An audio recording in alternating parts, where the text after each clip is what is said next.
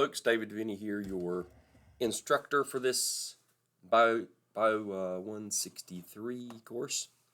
So I'll do some videos for you guys like this through the semester, where I try to focus on certain concepts inside each chapter.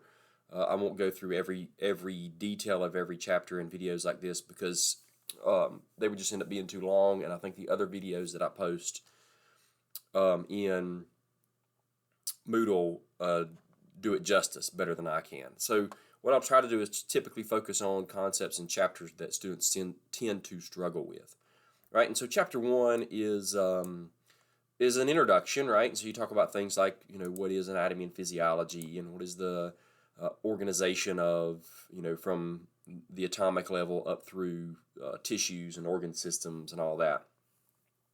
Some terminology with portions of the body, and that's all important stuff for you to know, especially, those of you going into allied health fields. You need to standardize your language a little bit so that everybody knows what you're talking about.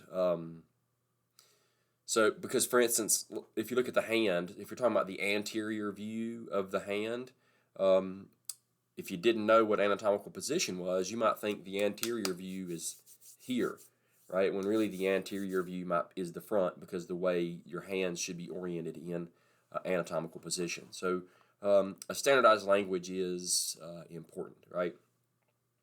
But one of the concepts that students seem to have the most trouble with in chapter one is homeostasis, and particularly where it involves the feedback loops.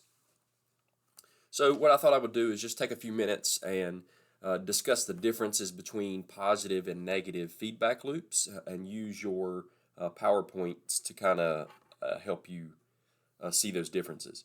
The first thing is positive and negative feedback loops. Those names, just the names alone, sometimes throw students. So students get the idea that a negative feedback loop is somehow negative or bad, and a positive feedback loop is somehow positive or good.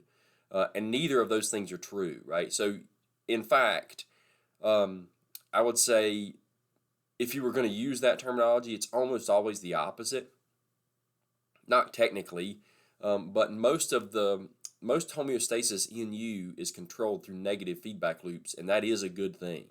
An example of a negative feedback loop is body temperature, right? And that's the one that most books use.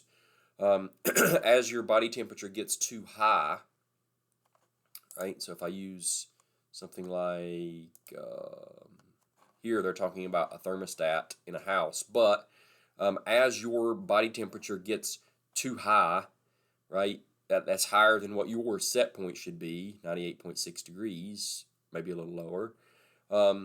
Then your body's going to start to sweat, right? So your control center, your brain, is going to recognize that. It's going to start to sweat and then change that body temperature to lower it, right? That's why it's called a negative feedback loop. Because, again, as your body temperature rises, what your body is trying to do, what the control center, your brain, is trying to do, is bring that temperature back down. Right? That's why it's called a negative feedback, right? Because you want to change the direction of that stimulus. There's a lot of things that are controlled in this manner, right? Sugar in your blood sugar, as it gets too high, unless you're diabetic, then your body tries to bring that level down. However, the opposite is true. As your body temperature or as your blood sugar goes down, your body is going to try to bring it back up, right? And so all of those are negative feedback loops, right? So notice in this one, so in this upper one, I say as something goes up, your body's trying to bring it back down, right? Negative feedback, because it's changing the direction. In this other one, as your body is lowering something, right? So as your blood sugar drops, your body's trying to bring it back up. Again, you change the direction. That's a negative feedback loop, right? And again, most of the things in your body are controlled through those negative feedback loops, right? And so this is the one that's specific to body temperature, right? So if it falls below normal, you get a stimulus that travels to your brain. Your control center recognizes, hey, this is below 98.6 degrees. We need to do something. Maybe constrict blood vessels to get blood to the core, maybe make your muscles shiver to release heat, whatever, and then that will help bring the body temperature back up, right? Or vice versa. If you get too hot, make you sweat, bring the body temperature back down. An example of a positive feedback loop, usually positive feedback loops have a definitive end to them, something that stops the stimulus completely.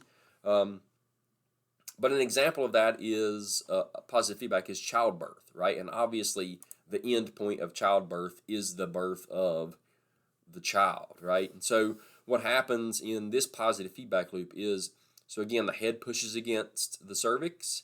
That signal is transmitted to the brain, which causes it to secrete oxytocin, travels to the uterus, and stimulates more contractions, which pushes more on the cervix, releases more oxytocin into the blood, pushes more on the cervix. And so you get this constant kind of, so pushes on the cervix, releases oxytocin, which causes more pushing on the cervix, which releases more oxytocin, which causes more pushing on the cervix, right? So you see in a positive feedback loop, the stimulus, the direction of the stimulus hasn't changed, right? It's just continuing in this direction, right? One of the reasons that these positive feedback loops, kind of getting back to what I said earlier, is, they're not always positive.